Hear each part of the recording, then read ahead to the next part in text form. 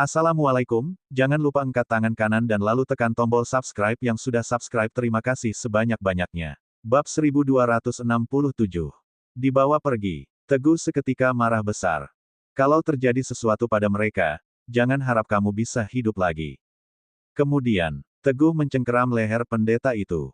Saat nyawa pendeta itu tinggal tersisa di tenggorokan, jiwanya mulai keluar dan meronta-ronta memohon ampun. Jangan bunuh aku masih harus mengatakan sesuatu. Teguh mengendurkan tangannya sedikit. Dengan wajah yang dingin, dia berkata, aku beri kamu satu kesempatan untuk bicara. Kalau perkataanmu membuatku marah, aku akan membunuhmu. Kata-kata dingin itu menusuk telinga, diikuti keinginan membunuh yang kuat. Pendeta itu memiliki keahlian setara dengan tingkat menengah alam bela diri kaisar, tetapi dia tidak bisa menahan ketakutannya sampai celananya basah karena mengompol. Orang-orang dari gereja belum pergi jauh, aku tahu rute mereka. Pendeta itu segera menjelaskan tanpa menyembunyikan apapun, asalkan kita mengikuti rute mereka dan mengejar mereka sepanjang malam, kemungkinan kita bisa menyusul mereka. Mendengar pengakuannya, Teguh sedikit mengendurkan tangannya. Biasanya ada 3 rute yang sering digunakan untuk pergi dari ibu kota ke markas gereja. Mereka mengambil jalur yang paling selatan, dimulai dari pintu selatan ibu kota dan menuju ke barat. Kalau dugaanku benar, mereka kemungkinan berkemah di kawasan Skats. Jaraknya sekitar 100-120 km dari ibu kota. Mereka nggak akan buru-buru kembali ke markas dalam semalam. Kawasan Skats berisi hutan dan dataran yang luas, cocok untuk berkemah di malam hari. Sebagian besar dari mereka akan menginap di sana malam ini. Demi bertahan hidup, pendeta itu tidak berani menyembunyikan apa-apa. Bukan hanya rute, bahkan detailnya pun dijelaskan. Teguh mendengus dingin dan bersiap untuk melihat peta. Kak Teguh. Tepat pada saat itu, bayangan melompat masuk dari jendela bersama rubah Artik, dengan wajah serius berkata, keributan tadi terlalu besar, para pengikut di sekitar sudah mulai berkumpul. Mendengar ini, Teguh hanya bisa mengurungkan niat untuk membunuh pendeta itu. Lagi pula, para pengikut mungkin tidak dapat melawan mereka bertiga, meladeni pengikut gereja hanya akan membuang waktu mereka. Beberapa saat, situasi sedang darurat dan sangat mendesak. Dia tidak boleh membuang-buang waktu di sini. Bawa kami bertiga keluar. Teguh memberi perintah kepada pendeta itu, setelah dia melirik keluar dari jendela dan melihat ada banyak orang yang berkumpul ke arahnya. Baik, si pendeta melihat situasinya dan memaksakan diri untuk setuju. Kemudian, dia menamparkan putri suci yang gemetar di sudut ruang. Tamparan itu langsung membunuhnya. Lalu pendeta itu menyeka darahnya dan berdiri di dekat jendela sambil menatap kerumunan di bawah. Amin. Pendeta itu memandang para pengikut di bawah, melakukan gerakan yang sama seperti yang dilakukan rubah Artik sebelumnya, lalu berkata, ada apa kalian berkumpul malam-malam? Ketika orang-orang percaya melihat bahwa pendeta itu baik-baik saja, mereka pun saling bertatapan. Sepertinya tidak ada perkelahian apapun. Semua, pulanglah. Tuhan memberkati kalian, amin. Pendeta sekali lagi berdoa dengan hikmat dan khusyuk, memancarkan sinar ilahi. Amin. Para pengikut juga mengatupkan tangan mereka, lalu pergi. Untuk menghindari kejadian yang tidak diinginkan. Teguh dan yang lainnya akhirnya melepaskan pendeta di pintu gerbang gereja. Kemudian, mereka segera berangkat dari pintu selatan berjalan ke barat menuju Skats. Pendeta itu, Teguh merasa tidak ada gunanya membuang-buang waktu mengurusnya. 1 jam kemudian, 3 orang itu berjalan melintasi lembah dan melewati hutan, sampai melihat api unggun besar dari kejauhan. Beberapa tenda tersebar di sekitar, dengan sebuah tenda besar di tengah. Bendera-bendera juga terpasang di sekitar, berkibar di antara desiran angin malam. Bab 1268. Itu bendera gereja Sunzara. Melihat hal ini, rubah Artik merasa gembira. Kita berhasil mengejar mereka. Teguh melirik sebentar. Tenda-tenda disusun sangat rapat tanpa meninggalkan cukup ruang terbuka di sela-selanya. Tindakan seperti ini jelas kesalahan yang dilakukan oleh pemula. Itu berarti, rombongan ini tidak memiliki pemandu berpengalaman. Teguh pun memberi perintah, Magarina dan Katrina pasti ada di dalam tenda terbesar di tengah. Kita serang dari 3 arah yang berbeda. Bunuh semua orang kalau bisa, jangan tinggalkan satu pun. Bagaimanapun juga, gereja Sunzara memiliki jutaan pengikut di benua Eronia dan sangat berpengaruh. Teguh tetap tidak ingin menarik perhatian agar tidak terdeteksi. Siap, baik, 3 orang itu segera bergerak. Di dalam tenda besar di tengah, Margarina dan Katrina berada di tempat tidur dengan tangan terikat. Seorang pria tampan dengan rambut berwarna emas, bermata hijau zamrud, serta kulit putih yang luar biasa pucat duduk santai di tepi tempat tidur sambil memandangi Katrina dengan tatapan genit. Dia adalah Andre, anak laki-laki Paus. Tampan dan memesona, dia adalah idola yang sempurna di hati ribuan gadis di benua Eronia. Mengandalkan kekuasaan dan status ayahnya, dia bertingkah sesuka hati di benua Eronia. Andre sudah pernah mendengar nama Margarina dan Katrina, dua kakak beradik ini. Oleh karena itu, ketika dia mengetahui bahwa ayahnya ingin mengirim seseorang ke ibu kota Frans Timur untuk menangkap dua orang ini, dia sukarela menawarkan diri untuk memimpin. Tujuannya adalah untuk mencicipi kecantikan kakak beradik yang luar biasa ini. Lagi pula, Margarina dan Katrina memiliki pesona yang berbeda, yang satu dewasa dan menawan, yang satunya lagi muda dan polos. Pria mana yang tidak jatuh cinta? Namun, sekarang, Margarina sudah diambil Richard. Hanya Katrina saja yang masih utuh, sehingga Andre pun memfokuskan seluruh perhatian padanya. Cek, cek, cek. Kulit ini, benar-benar lembut dan halus. Andre meraba lengan berkilauan Katrina, lalu tangannya semakin naik ke atas sambil berdecak sesekali. Sungguh kenikmatan surgawi. Kamu. Katrina tidak pernah menyangka bahwa putra Paus yang mengaku sebagai juru bicara Tuhan ternyata orang yang begitu menjijikkan. Dia meronta keras sambil terus memaki-maki. Bajingan, bajingan busuk. Lepaskan aku. Jangan sentuh aku. Namun, Katrina adalah seorang wanita lemah tanpa kekuatan. Tangannya juga terikat. Semua perlawanannya hanya akan sia-sia. Selain itu, mana mungkin Andre bersedia berhenti hanya karena makiannya. Semakin keras Katrina melawan, dia justru merasa semakin bersemangat. Gerakannya berangsur-angsur semakin menjadi-jadi, tanpa rasa takut. Andre, yang mulia Paus masa depan. Margarina menangis sesenggukan dan memohon, adikku masih anak kecil, tolong, lepaskan dia. Atau, permohonannya tidak mempan sama sekali. Mata Margarina berkaca-kaca penuh kesedihan, lalu dia berkata, aku bisa menggantikan adikku. Aku akan melayanimu dengan baik. Sebelum dia selesai bicara, Andre berseru dengan nada mengejek penuh hinaan, diam. Margarina, aku akui, kamu pernah menjadi ratu di Frans Timur, dengan kekuasaan, status, kecantikan, dan pesona yang membuatku tergoda. Tapi kamu sekarang, cuma monster jelek yang sudah rusak. Pria mana yang tertarik padamu? Setelah mengatakan itu, Andre tertawa sinis, lalu dia mengulurkan tangan ke arah dada Katrina. Bab 1269. Ekspresi Margarina berubah pahit setelah mendengar kata-katanya. Menyaksikan adik perempuannya sendiri akan menjadi korban. Situasinya sudah sangat berbahaya. Karena itu, muncul tekad kuat di wajah Margarina, tiba-tiba dia menggigit pembuluh darah di lengan Andre. Gigi putih dan tajamnya menembus kulit Andre dan mengoyak pembuluh darah pria itu. Berharap akan kehilangan terlalu banyak darah dan mati bersamanya. Sialan, saking marahnya Andre, dia langsung menamparkan wajah Margarina. Margarina masih kuat dan bahkan berhasil merobek lengan Andre sampai berdarah-darah. Hanya saja, bagi seorang master seperti Andre, ini bukan apa-apa. Sebaliknya, setelah menerima tamparan darinya, Margarina merasa kepalanya berdengung dan hampir pingsan saat itu juga. Brengsek, sialan, cari mati. Wajah tampan Andre menatap luka di lengannya dengan kemarahan yang menyala. Mata birunya memantulkan cahaya yang kejam. Karena kamu sangat ingin mati, akan kupenuhi keinginanmu. Setelah mengatakan itu, Andre sudah siap maju dan membunuh Margarina dengan satu serangan, agar dia tidak mengacaukan urusannya lagi. Wajahnya tampak sangat buas, membuat Margarina dan Katrina merasa semakin putus asa. Dua wanita itu secara refleks menutup mata mereka. Mungkin, tidak seharusnya mereka pergi berdoa siang tadi. Semua gereja sama saja, kotor, keji, dan berselimut darah. Wus, suara tajam tiba-tiba terdengar di antara kilatan listrik dan percikan api. Sebuah cahaya berkilau, terang, dan menyilaukan. Cahaya yang dipantulkan pedang tajam. Sesaat berikutnya, pedang tajam itu melintas di antara kedua kaki Andre. Andre merasa selangkangannya dingin dan sesuatu jatuh ke tanah.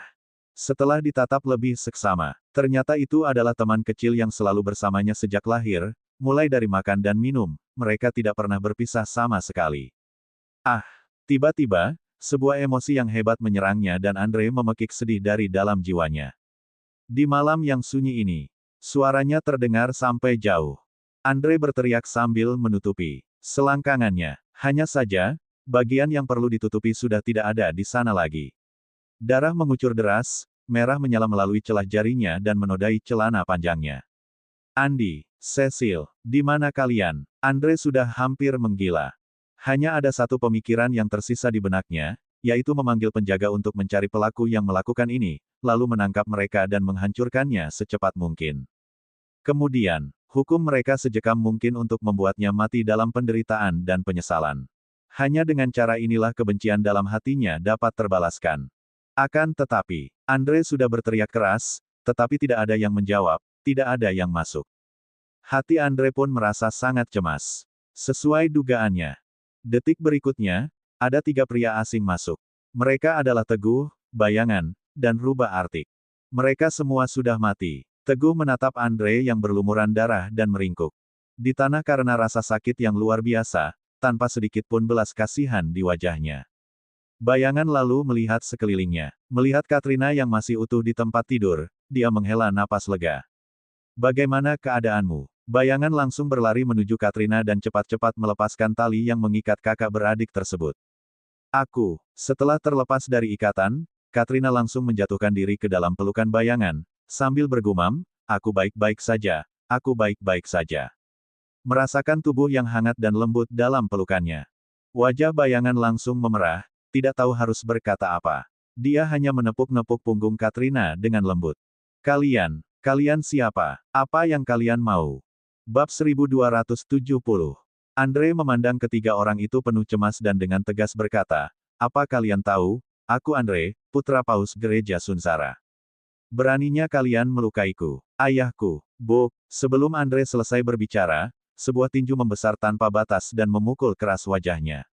Itu serangan Bayangan yang datang penuh amarah setelah dia menenangkan Katrina.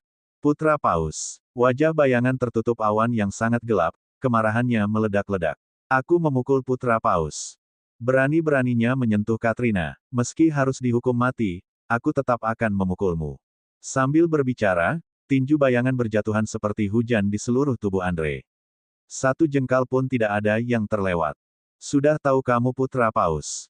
Tapi berani menyerang Ratu. Berani mengancamku. Bayangan yang terbakar amarah, memukuli Andre sambil berteriak tanpa henti. Akhirnya, setelah beberapa hantaman, wajah Andre sudah tidak seperti manusia lagi. Tulang-tulangnya patah tak terhitung jumlahnya. Seluruh anggota tubuhnya remuk. Tersengal-sengal, sulit bernapas. Sudah. Teguh segera menghentikan Bayangan. Bayangan, jangan bunuh dia, biarkan dia hidup. Baiklah. Bayangan juga sudah puas, jadi dia melepaskannya. Namun, dia masih meludahi wajah Andre sebelum akhirnya melepaskannya. Ayo pergi. Ketiganya langsung membawa kedua wanita tersebut dan meninggalkan kawasan Skats. Ibu kota France Timur. Setelah kembali, Teguh segera memeriksa luka-luka Magarina. Dia sudah terluka sejak awal. Setelah wajahnya diserang Richard dan ditampar oleh Andre. Dia cukup beruntung tidak langsung mati saat itu juga. Setelah Teguh memberinya akupuntur, wajah Magarina sedikit membaik. Dia bisa tersadar dengan susah payah, tetapi semangatnya masih sangat lemah. Yang Mulia Raja Serigala, melihat kakaknya masih terlihat lesu dan wajah Teguh juga terlihat serius, tiba-tiba ada perasaan buruk di hati Katrina. Dia tergagap-gagap bertanya, kakakku kenapa? Bayangan juga menoleh dengan cemas. Teguh menghela napas pelan sambil mencabut jarum-jarumnya. Tubuh Ratu sejak awal sudah lemah. Setelah dipukul Andre, dia hanya bisa bertahan dengan sisa-sisa kekuatannya. Fondasinya sudah rusak, vitalitasnya hilang. Dia kekurangan energi dan darah. Ditangani oleh dokter sehebat apapun, takdir tetap nggak bisa dikalahkan. Aku cuma bisa merangsang energi vital di seluruh tubuhnya untuk memperpanjang hidupnya sebisa mungkin, tapi tidak terlalu lama. Paling lama, sekitar 1 tahun. Setiap kata yang Teguh ucapkan, hati Katrina terasa semakin berat. Terutama saat, 1 tahun, itu diucapkan, Katrina seperti tersambar petir, hampir pingsan saat itu juga. 1 tahun. Kak, maafkan aku, Kak. Katrina berjalan ke sisi Magarina dan tak bisa menahan tangis sambil memeluknya. Maafkan aku, kalau bukan karena aku, kamu nggak akan ditangkap.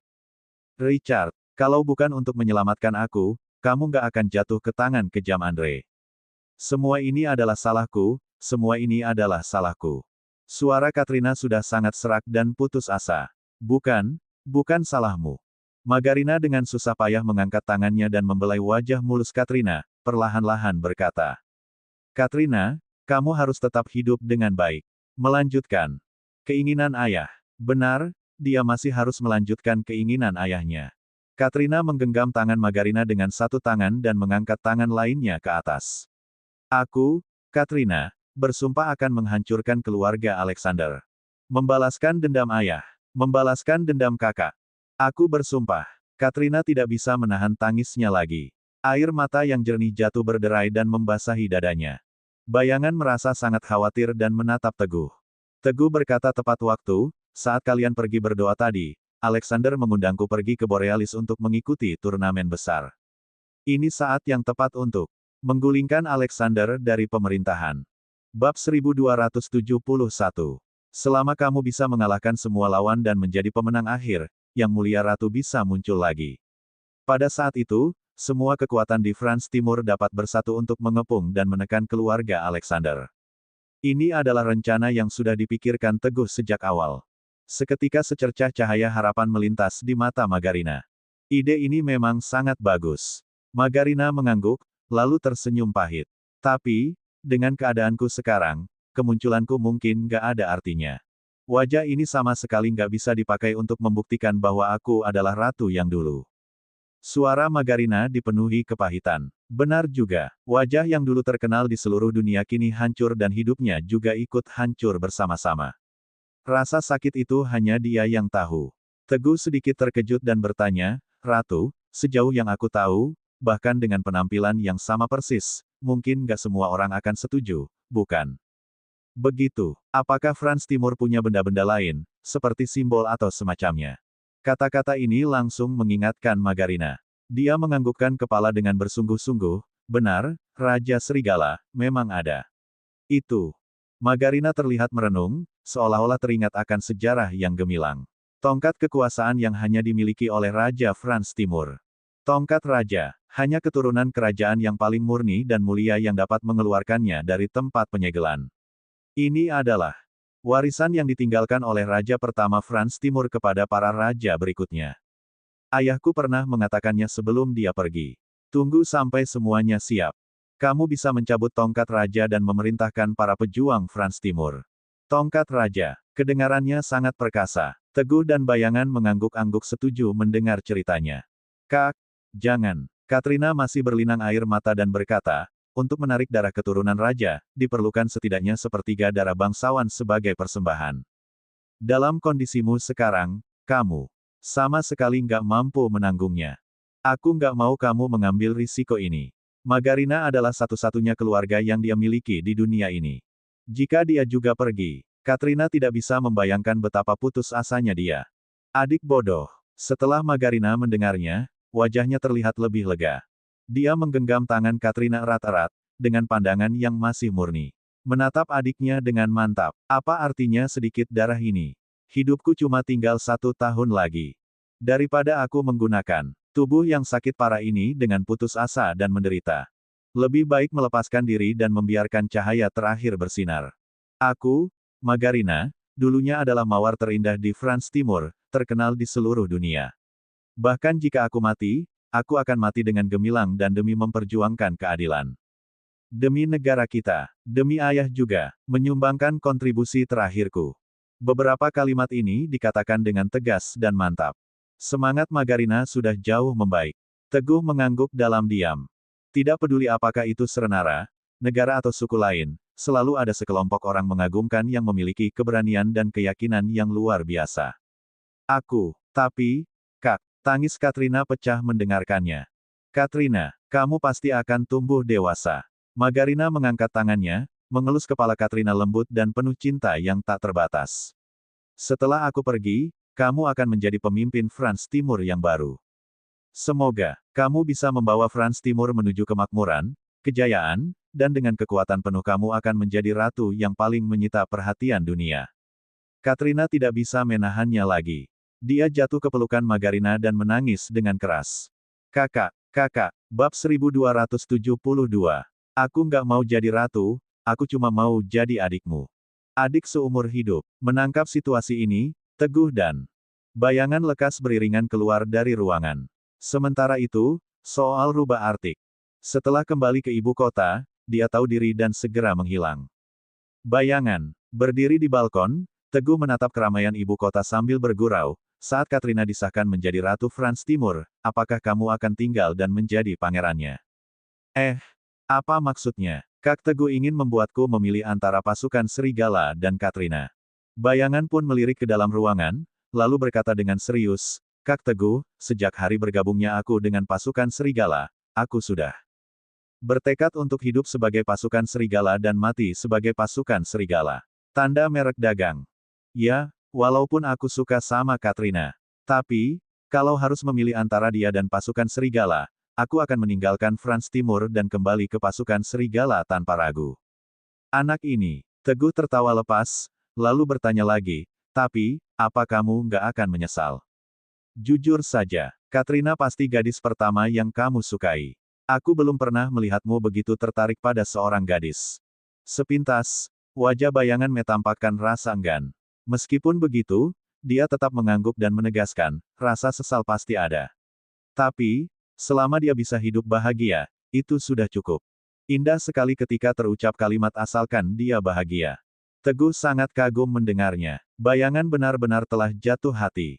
Lantas, Teguh menepuk bahu bayangan dan memilih untuk tidak melanjutkan pembicaraan. Sementara itu, di kawasan Skats, sebagai jalur utama antara dua kota, kejadian tragis semalam langsung diketahui hingga menimbulkan kehebohan. Perkemahan gereja Sunzara telah dibantai. Putra Paus digulingkan.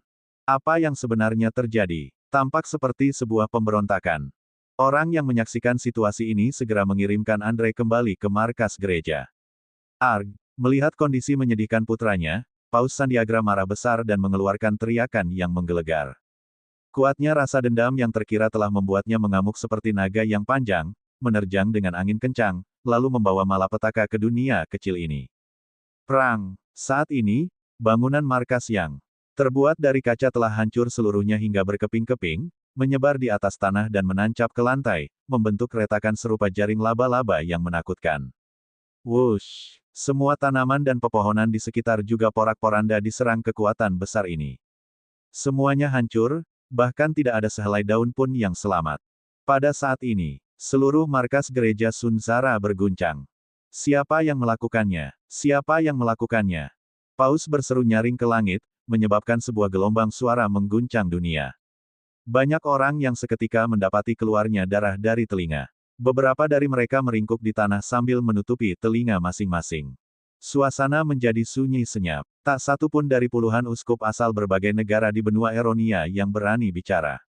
Semuanya menunduk, berharap bisa menyembunyikan diri. Paus pun makin meradang. Anak laki-lakinya cacat, organ vitalnya telah dipotong. Namun, dia tidak tahu siapa pelakunya. Ini adalah aib yang sangat besar. Paus, tenanglah. Tepat pada saat itu, sesosok bayangan melangkah maju dengan langkah arogan. Memasuki aula utama, dia adalah Alexander, penguasa sebenarnya dari Frans Timur. Aku turut bersedih atas kecelakaan Andre di wilayah kami. Tapi, sampai di sini, Alexander tiba-tiba berkata dengan nada penuh keyakinan tanpa ragu, aku tahu siapa yang menyakiti Andre. Dia adalah Raja Serigala dari negara Serenara di Timur, Teguh Laksmana. Bab 1273. Raja Serigala, musuh yang menyakiti anaknya. Boom! Begitu Alexander selesai, dendam di hati Paus makin bergejolak, seperti dahsyatnya angin topan yang meratakan segalanya. Semua orang di sana merasa seakan-akan ada batu raksasa yang beratnya ribuan kilogram sedang menekan dada mereka, membuat napas mereka terasa sangat sesak. Raja Serigala, aku nggak peduli dia Raja Serigala atau Raja Anjing. Kalau sudah berani melukai anakku. Wajah Paus tiba-tiba memancarkan kilauan sedingin gunung es di kutub, membawa serta hawa dendam yang tidak berujung. Dia berteriak histeris, aku bersumpah akan merobek kulit dan pembuluh darahnya, mencabut jantungnya, dan mengoyak paru-parunya. Memotong kaki dan tangannya, memenggal kepalanya. Tancapkan di atas pintu gerejaku. Biar dipatuk burung gagak, digigit kelelawar, disaksikan jutaan pengikut yang datang. Sulit dibayangkan. Kata-kata yang keji dan kejam ini diucapkan seorang paus yang dihormati. Sementara itu, para uskup sudah lama bungkam dan tidak berani menjawab sama sekali. Hanya Alexander. Setelah mendengar kata-kata ini, ada ekspresi tersembunyi yang tampak melintas di wajahnya. Sampaikan perintahku. Paus menatap tajam. Dia berkata dengan suaranya yang keras. Panggil semua pengikut markas besar gereja, kemudian ikuti aku ke Frans Timur untuk membunuh Teguh Laksmana. Paus sudah tidak peduli apa-apa lagi dan telah siap membalaskan dendam Andre. Jangan. Alexander segera menghentikan Paus sebelum memberi saran. Serenara adalah negara kuat terbesar di wilayah timur dan Raja Serigala menjadi jiwa militernya Serenara. Jika Paus gegabah dengan membunuhnya, aku takut hal ini akan memicu kemarahan besar dari negara Serenara, bahkan perang dunia. Alexander tahu tentang Serenara. Alasan ini adalah alasan yang sama kenapa dia dan tetua keluarganya tidak turun tangan sendiri untuk menangani Teguh. Tentu saja ada alasan lain, yaitu karena takut kepada Pak Yuda, guru Teguh. Cek, memangnya kenapa kalau sampai perang dunia? Paus sangat marah, dia sudah kehabisan akal sehatnya. Dengan kekuatan dan pengaruh gereja Sunsara, akankah Serenara berani datang menyerang? Bantainya dalam tanya. Jangan menghalangi jalan. Paus mencoba untuk mendorong Alexander dari jalannya. Jangan, Paus. Alexander buru-buru membujuknya lagi, Raja Serigala nggak boleh sampai terkena masalah di Frans Timur. Frans Timur nggak akan mampu menanggung kemarahan Serenara. Karena dihalangi Alexander berulang kali ini, Paus marah. Kamu cari mati, iya. Paus berteriak dengan amarah menggelegar, Alexander, aku nggak pernah mempersulitmu. Karena kamu adalah pemimpin Frans Timur. Tapi, Andre diserang ketika dia sedang di wilayahmu. Tanggung jawabmu atas insiden ini nggak bisa disangkal lagi. Tapi, sekarang kamu justru menghalangiku untuk mengejar pelakunya. Menurutmu, aku takut pada keluargamu dan takut melukaimu. Kemudian, Paus memukul wajah Alexander. Alexander tidak dapat memprediksinya sama sekali dan hanya bisa bertahan sebisanya, tetapi dia bukan lawan yang sepadan. Menurut pembagian kekuatan Serenara, Paus sudah memasuki alam bela diri suci. Alexander masih kalah satu langkah di belakangnya. Tak lama kemudian, Paus berhasil menekan total Alexander dan hampir menyebabkan luka serius. Aku cuma ingin membalaskan dendam anakku.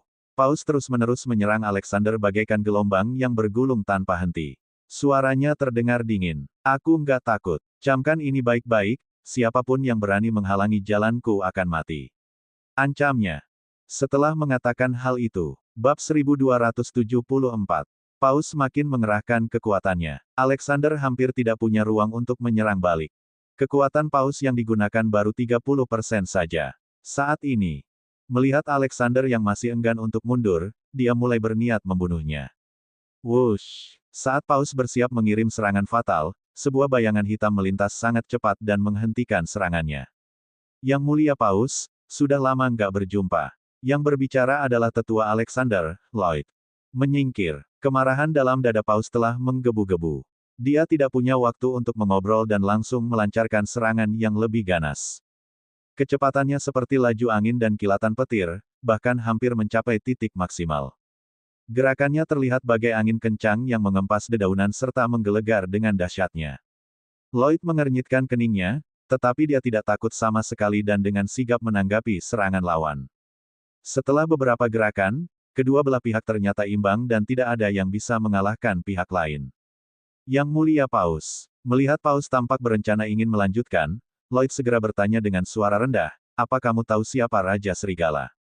Paus membuang napas berat 2 kali sebelum berkata dengan amarah yang masih membara, sebelas siapapun itu Raja Serigala, aku nggak tertarik untuk cari tahu. Satu hal yang aku tahu, dia adalah musuh yang melukai anakku. Kalau aku nggak membunuhnya, aku nggak punya muka untuk terus menjadi pemimpin. Lloyd sedikit lega melihat dia telah berhenti menyerang. Kemudian, dia berkata ringan, Raja Serigala saat ini adalah murid Pak Yuda. Pak Yuda, aku nggak peduli siapa dia. Berani menyakiti anakku, biarpun dia manusia tersuci sekalipun, aku akan. Paus hendak melanjutkan dengan angkuh. Namun, di tengah kalimatnya, dia tiba-tiba terdiam. Kata-katanya tercekat dalam tenggorokan dan tidak bisa keluar. Wajahnya juga terlihat serius.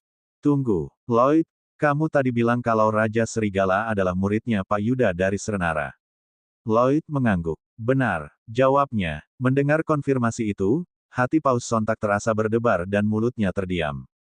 Pak Yuda adalah seseorang yang luar biasa. Namanya mungkin tidak begitu terkenal di Serenara. Namun, di benua Eronia, nama itu sangat terkenal. Benua Eronia punya peringkat orang-orang hebat. Di dalam sana, tercantum nama-nama master terkuat di benua Eronia. Yang terkuat di antara mereka adalah master tingkat iblis. Peringkat pertama dari para master tingkat iblis ditempati oleh 3 orang, yakni Paus Sandiagra, kepala keluarga Alexander, Lloyd, serta kesatria pembunuh naga. Bertahun-tahun yang lalu, saat Pak Yuda mengunjungi benua Eronia, ketiga master terkuat bergabung dan bersama-sama untuk menyerangnya. Namun, pertarungan hanya berakhir seri dan mereka tidak dapat mengalahkan Pak Yuda. Hal ini membuat nama besar Pak Yuda tersebar luas di kalangan master dan pemegang kekuatan terhebat di benua Eronia. Paus dan Lloyd juga sangat takut padanya. Melihatnya bungkam, Lloyd menghela napas seraya berkata, pada akhirnya, masalah antara Raja Serigala dan Andre cuma pertempuran antar anak-anak. Tapi, kalau kamu sampai berani menyentuh Raja Serigala, kamu melanggar peraturan secara sepihak. Nantinya, saat kakek tua itu marah, bukan cuma kamu yang menderita. Semua master terkuat dari sepenjuru benua Eronia juga akan terkena serangan gila-gilaan darinya. Sanggupkah kamu untuk menanggung akibatnya? Dihadapkan dengan pertanyaan Lloyd, Paus tetap menjawab meski sudah merasa enggan, masa aku hanya diam saja melihat Raja Serigala melukai anakku? Nggak bisa, benar-benar nggak bisa, Paus menjawab dengan gigi terkatup penuh kebencian. Aku punya rencana. Lloyd tiba-tiba mendekat. Cerita bersambung.